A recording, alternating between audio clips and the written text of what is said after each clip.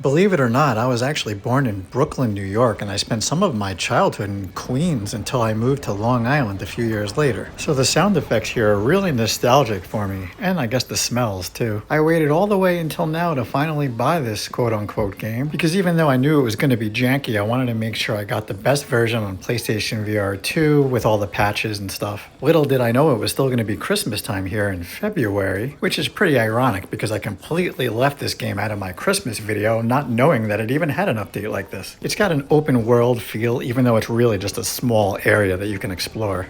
Whether or not this silly experience is for you, well, I guess let's find out.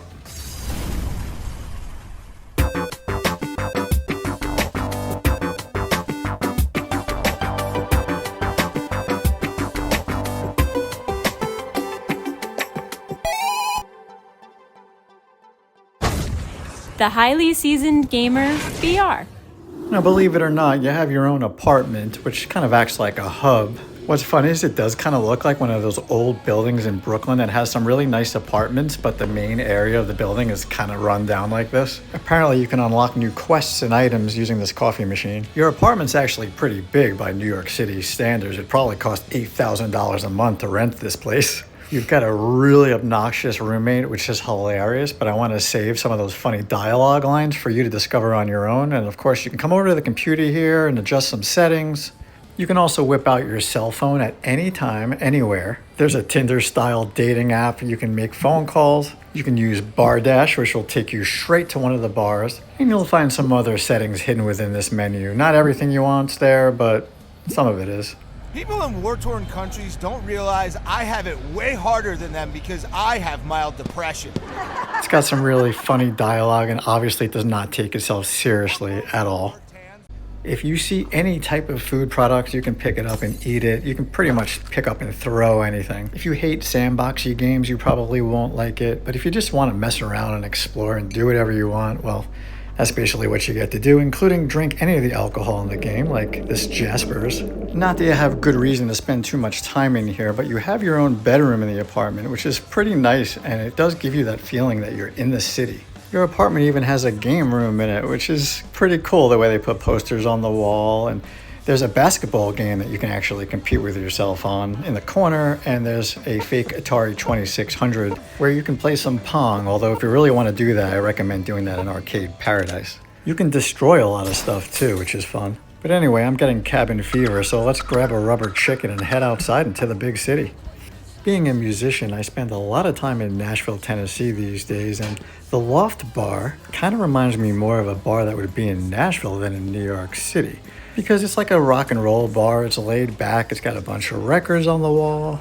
And although I don't get out much these days, this is the type of bar that I used to hang out in. Now I know the game's called Drunkn Bar Fight 2, but if you don't actually fight with people, they won't mess with you back. And most of the time when I play this game, I just want to enjoy the environment and take a walk around the city. So I don't actually fight people that often, but you do get to explore every nook and cranny of each bar. And one of my favorite spots in the whole game is to come up here into the private DJ booth. And there's no black keys, but yes, you can actually play the piano. Now, I'm not sure if they added this later or I just missed it the first time I played, but there is a museum that you can go find as well. You just gotta find this building, go inside, go to the elevator, and go up to the second floor. I decided to take one of the guy's security zappers with me just to see what would happen, and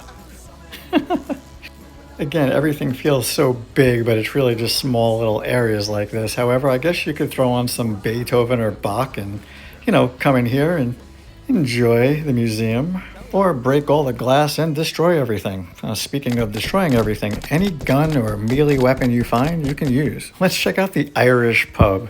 There's so many bars like this in New York City and on Long Island, so I've been to quite a few that look pretty similar to this. At the time I made this video, I still haven't played the first game. I'm sure I will eventually, but I always avoided it because it just looked like shovelware, but at the same time it looked like stupid fun, and I just love VR and I like to try everything. Thing is, I heard there were some multiplayer modes in that game, and this doesn't have that. And that's too bad because I would almost use this as a virtual bar crawl simulator, meet up with old friends from back home, home, drink some beers online, and just hang out in some of these bars. If you want to talk about the technical stuff for a second, look, the graphics aren't great, but they're not terrible. I just wish they were a little bit sharper, because I am playing on a PlayStation Pro, and it definitely could be better. There's some pop-in here and there. The frame rate doesn't feel completely smooth all the time. I don't ever get motion sickness issues, but if you do, you might have a problem. You can play room scale, standing, or seated. Well, hey, look, I found the bar manager's office in the back by the bathrooms. And you can even set things on fire and throw people off the rooftop if you want.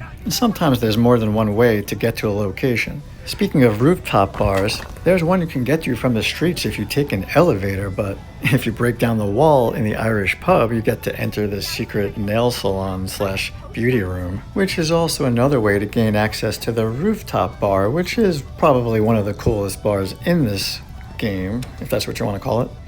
Alright, so keep in mind, this is more of an experience than a game. It's obviously cheap, and it's an indie title. Is it long? No, there's probably like an hour of content here, maybe. Is it a big area and map to explore? No, it's actually pretty small. But there are dailies and missions to do and trophies to find, and I don't have a lot, if any, PSVR2 games where I can just walk freely around a city like this, so there's that. If you're like me and one of the main reasons you love VR is for the sole purpose of being able to just jump to different locations and environments, I mean, Pools was only about an hour, but I loved every second of how immersive it was to explore. I have other friends that think it was the most boring thing on earth, but at least this one will make you laugh with the physics and stuff. Whether you're axe throwing or actually trying to get as drunk as you can by drinking as many bottles of liquor as you can find.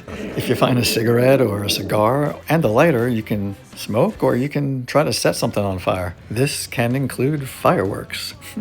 There's a trippy, dizzying effect that happens if you get too drunk. And there are tasks and missions in your phone that you can do if you get bored and you want to just figure out stuff that you can do in the game. And if you hear a public payphone ring, you can answer it, and there's hit list missions you can do. Some people buy this game for the opposite reason, just to let out their aggressions and go out and beat the crap out of everybody for no reason.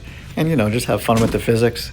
If for some odd reason you really don't like furries, well, you'll have your opportunity to take care of one of them as well. This is definitely one of those guilty pleasure VR experiences, because for as awful as it is, I kind of like it. I mean, for what it is. It's called Drunkn Bar Fight 2 for a reason. It does not take itself seriously at all, and if you want to jump to a bar quickly, you can use your phone, or you can even just touch one of the photos in the apartment and you'll be squeezing ketchup on somebody before you know it. Hopefully by now I've done my job of taking one for the team and buying this so I could tell you what I thought and given you enough to decide if you think this is for you or not. I did wait for a sale myself before I purchased it, but because of my curiosity I finally caved in. Oh, this is cool. If I didn't already piss everybody off, I could have sat up here and sang a few songs. This is almost impossible for me to rate, but I'm gonna give it my best shot. No pun intended, and you can definitely mess with and destroy just about everything. A lot more stuff than I initially thought, which is pretty cool.